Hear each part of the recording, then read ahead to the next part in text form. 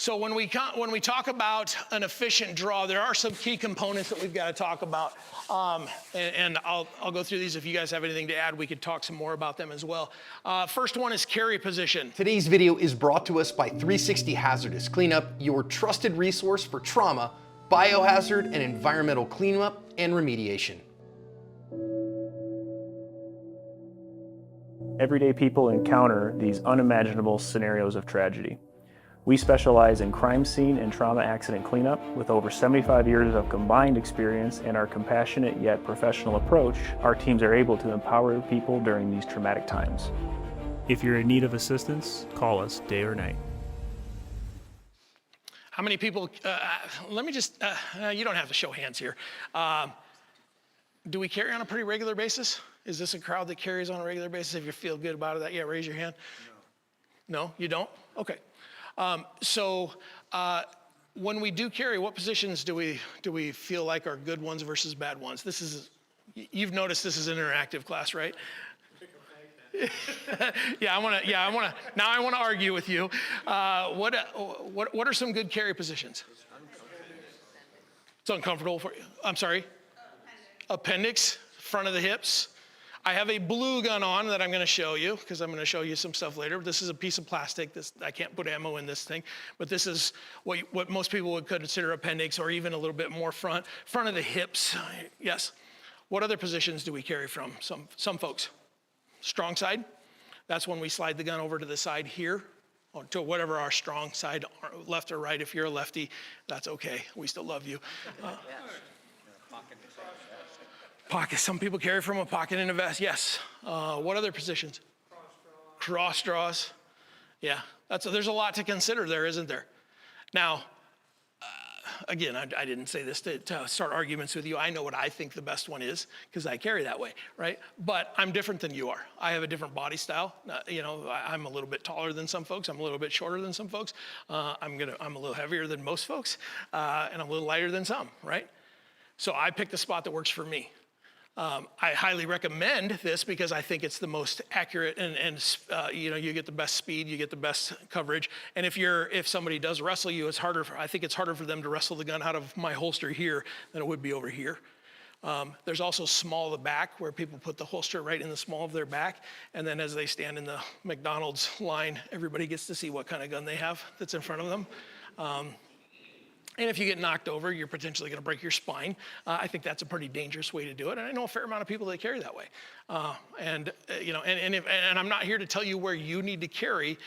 We're going to talk about the draw here in a little bit, but this is something that we need to consider if we're going to do an efficient draw. If you're a small of the back guy, or a shoulder holster guy, or a pocket purse holder, or a purse carry person, you're not going to have a real efficient draw. You're not going to be visually quiet. You're going to have to have too much movement. Potentially in a vest. Now, there's things you can do. I mean, if you're walking around with your hands in your pocket with your hand on your gun, for sure, you're probably going to be able to do a good visually quiet thing. But again, like I said, nobody has ever told me that my self-defense thing went exactly the way I wanted it to. So potentially, you're not going to have your hands in your pocket when that moment happens. You know what I mean? So we've got to consider that.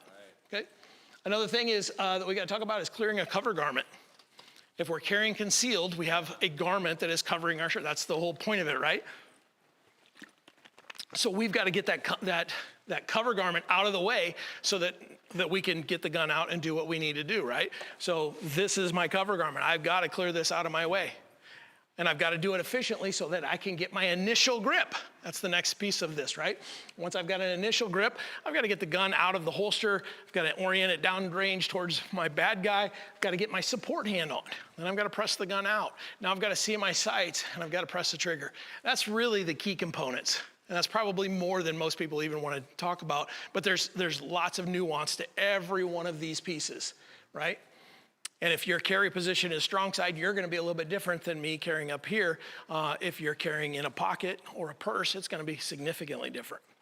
I'll tell you this, I've had students before that carry in a purse, and we've put a timer on it before, and said, what's it? How fast can you get the gun out? The fastest I've ever seen anybody draw from a purse is about 4.5 seconds. So again, I'm not saying don't carry in a purse. Yes, I am. I'm saying don't carry in a purse because I think it's dangerous. Although there are cases where some people may have to carry in a purse. It's potentially going to happen, right? So I'm not here to tell you what you can't do, but I will tell you I think there are better ways. And a gun on your body is a way better way. So she's talking about, so in some cases people wear clothes, and it isn't just necessarily women, but in a lot of cases it's women may have an outfit that isn't conducive to putting a gun on a holster on their body for whatever reason. So, there's some options out there of, there's like the thigh holster or the lacy stuff or the. Yes. So the answer to that in my case is the Filster Enigma. The Filster Enigma. So basically what that is it's a holster that basically doesn't need belt loops. And it's the whole belt system with it. And that'll allow you to carry with, so the owner of Filster is a friend of ours. They're actually a sponsor of ours, but they're really good friends. I've taken classes standing next to, or between the owners, their husband and wife team.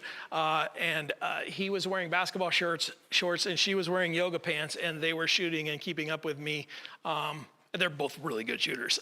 So I was having a hard time competing with them because we always compete in classes, right?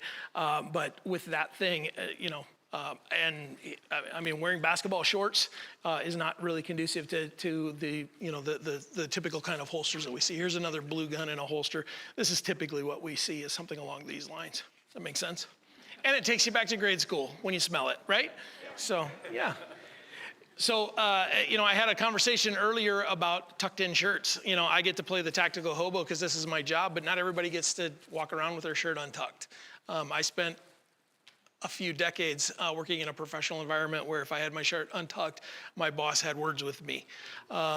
Now, if I'd have been carrying a gun back in those days, he'd had more words with me too. But these are also other considerations, and that's one that I thought of because of the conversation I had a little bit ago that I don't have on the slide. Is what's your typical carry look like? What we see from a lot of folks, especially in the social media world, I run the dry fire group for ASP on Facebook. There's about 4,500 people in there. And every now and again, and we do challenges and stuff. So if you're not there, come join. It's free. It doesn't cost you anything to join that thing. We give stuff away from sponsors from time to time. I run some challenges. But what I'll see from time to time is some guys like, well, it's Tuesday, so I've got my P30 carrying strong side, but tomorrow, I'm gonna carry my whatever over here, and then I've got my shoulder holster that I carry to church, and they have multiple carry positions. And frankly, they suck from all of them. They're not good from, and I don't, again, carry from whatever position you want to carry. I think I'll share with you the ones that are better up front or strong side are probably the two where you can consistently do the work that you need to do. I'm a big fan of the up front, but again, this isn't something I'm going to get dogmatic about and say you absolutely have to. I did sit through a seminar at an event similar to this at one point in the last year or so, where the instructor there told people that it's impossible to sit down when you're carrying appendix. Now, don't show hands here because I don't know what the actual rule is. But if you carry appendix, are you sitting here right now? Here, I can sit down. I'm technically carrying appendix. I'm pretty fat. I'm a big boy, right? And it does, and that's also a body style is another thing to consider, right? But you could sit down when you're carrying appendix. It doesn't disqualify you from carrying up front if you're heavy, if you have to sit down. Now, if I take a 14-hour road trip, I'm going to be a little sore and tired at the end of that. But I have taken 14-hour road trips carrying appendix. It's completely okay. So.